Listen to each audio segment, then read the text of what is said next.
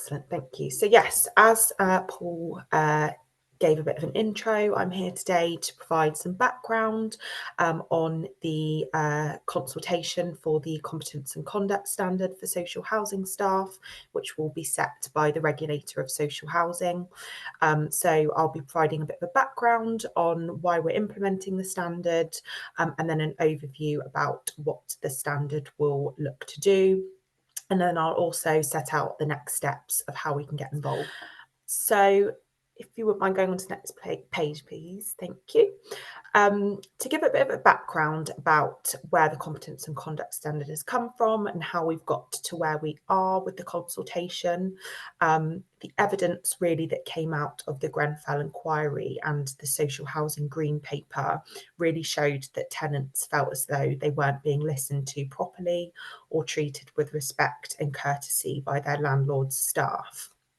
So the government then committed to reviewing professional training for staff qualification requirements. Apologies, the government then committed to reviewing professional training for staff who work in social housing, including considering whether there should be any qualification requirements for those staff.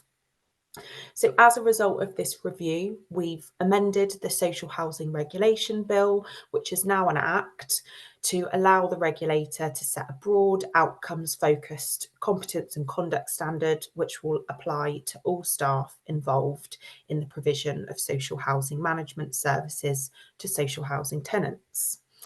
So you'll see on the right of the presentation, really that we're setting out what the standard will look like in practice, or our proposals of what they'll look like in practice.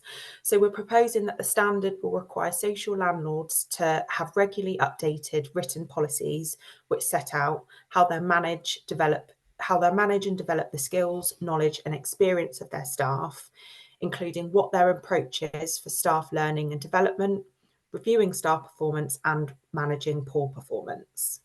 The standard will also require landlords to set out how they will ensure that the staff of any contractors who deliver housing management on their behalf are also appropriately skilled.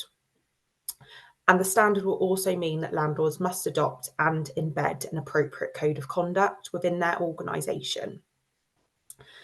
So that's the broad standard. If you wouldn't mind moving on to the next page, please, and I'll go into a little bit about the requirement for certain staff to gain a qualification in housing management.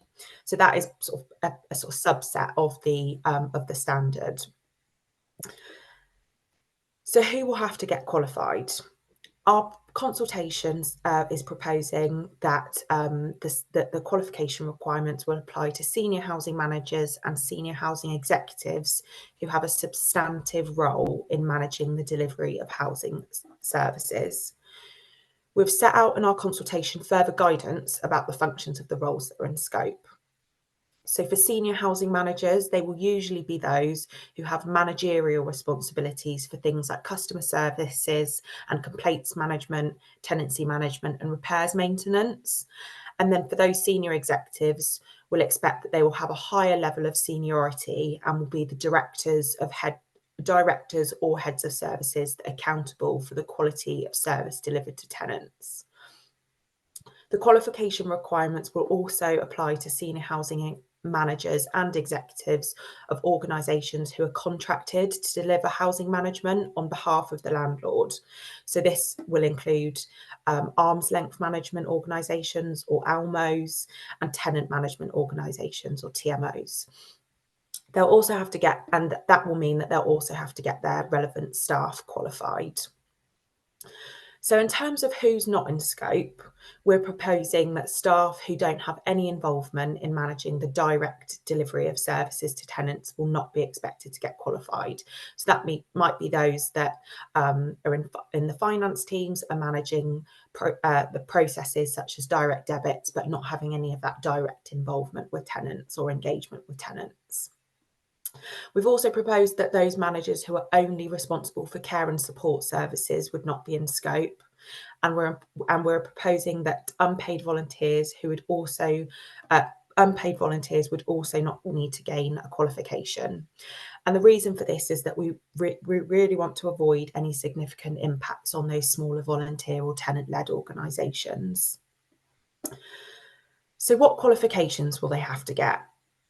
We're setting out in our consultation what types of qualifications staff will need to undertake. It must be a housing management qualification, which for senior housing managers must be a level 4.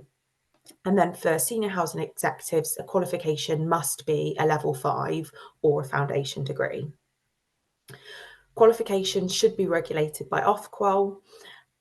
And then in terms of the content that the qualifications need to cover, we're proposing that this must include aspects covering housing law, professional practice skills and ethical practices.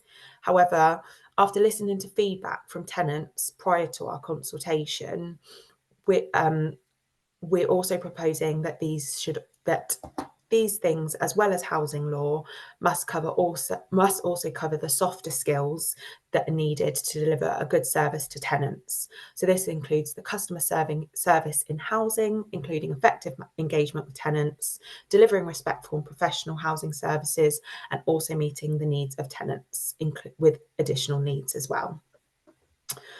So when will they need to get qualified by? So in our consultation, we're proposing that there should be a 2-year transition period. So after the standard comes into force, within which staff must either have or have started working towards their qualification. However, we're also proposing that 50% of those staff would need to be enrolled halfway through the transition period. Our consultation also proposes time limits for those that are new to the organisation, which take up a role that is in scope of the qualification requirements, which is requiring them to enrol and complete qualifications after the transition period. If you wouldn't mind going to the next slide, please. So in terms of the next steps, hopefully that gives a bit of a summary and an overview about what the consultation is proposing. I know that you're sort of going to go through it a little bit more detailed in terms of sort of what each proposal is and our questions that we've asked as part of the consultation. But in terms of next steps, once the consultation closes, we will begin analysing the responses and take into consideration the feedback that we've got before we issue our final direction to the regulator, which will then require them to set the standard on the competence and conduct. The regulator will then undertake its own consultation, and our intention is for the standard to come into force in April 2025. And then just lastly to say that we really encourage you to feed into the consultation and have your say. So we've provided the information about how you can provide your own response. I know that there is sort of a group response, an organisation response that's being prepared today. But if you do also want to provide your own feedback, then we've provided the information.